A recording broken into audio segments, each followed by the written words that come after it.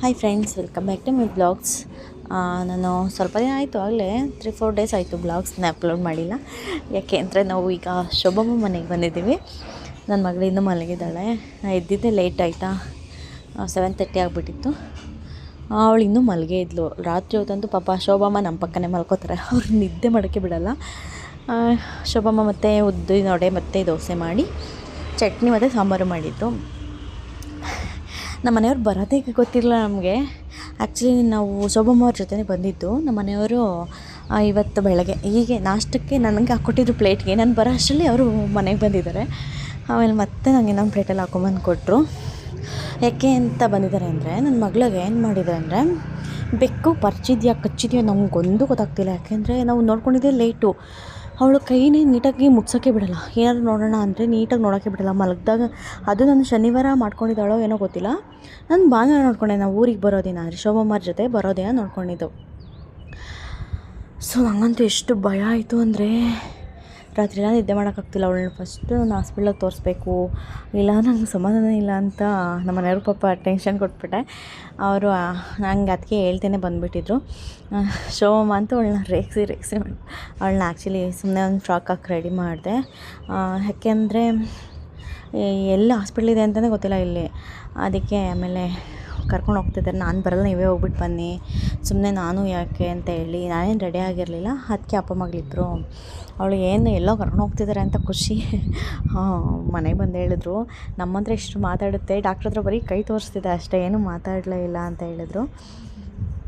ಸದ್ಯ ಅವ್ರು ಹೇಳಿದ್ರು, ಏನಾದರೂ ಅಲರ್ಜಿ ಆಗಿದ್ದರೆ ಮಾತ್ರ ಹೆದರ್ಕೋಬೇಕು, ಏನೂ ಆಗಿಲ್ಲ ಅಲ್ಲ, ಸುಮ್ಮನೆ ಇದಾಗಿದೆ, ಹಂಗೇನಾದರೂ ಆದರೆ ನೀವು ಮಕ್ಕಳ ಡಾಕ್ಟ್ರ್ ಹತ್ರ ತೋರಿಸಿ ಅಂತ. ಸೊ ನನಗಂದು ಸ್ವಲ್ಪ ಸ್ಟ್ರೆಸ್ಫುಲ್ ಅಲ್ಲ, ಸ್ವಲ್ಪ ರಿಲೀಫ್ ಆಗಿದೆ ಅಷ್ಟೇ. ಯಾಕೆಂದರೆ ನಾನಿದ್ದಾಗ ಅವಳು ನಾಯಿನಾಗಲಿ ಬೆಕ್ಕನಾಗಲಿ ಮುಟ್ಟೋದಕ್ಕೆ ನಾನು ಬಿಡೋಲ್ಲ. ಅವ್ರ ಅಜ್ಜಿ ಜೊತೆ ಹೋದಾಗ ಅವ್ರ ಕೆಲಸ ಅವ್ರ ಪಾಡ್ಗೆ ಅವ್ರು ಮಾಡ್ತಿರ್ತಾರೆ. ಇವಳು ಏನು ಮಾಡ್ತಾಳೆ ಅಂತ ಅವ್ರ ಪಾಪ ಎರಡು ಕಡೆ ಕಾನ್ಸಂಟ್ರೇಟ್ ಮಾಡೋಕ್ಕಾಗಲ್ಲ. ಆವಾಗ ಯಾವಾಗ ಮಾಡ್ಕೊಂಡ್ಲೋ ಗೊತ್ತಿಲ್ಲ. ನನಗಂತೂ ನಿಜವಾಗ್ಲೂ ಒಂಥರ ಅಷ್ಟು ಭಯ ಆಗಿಬಿಟ್ಟಿತ್ತು, ಹೇಳ್ಕೊಳಕ್ಕೆ ಆಗಲ್ಲ.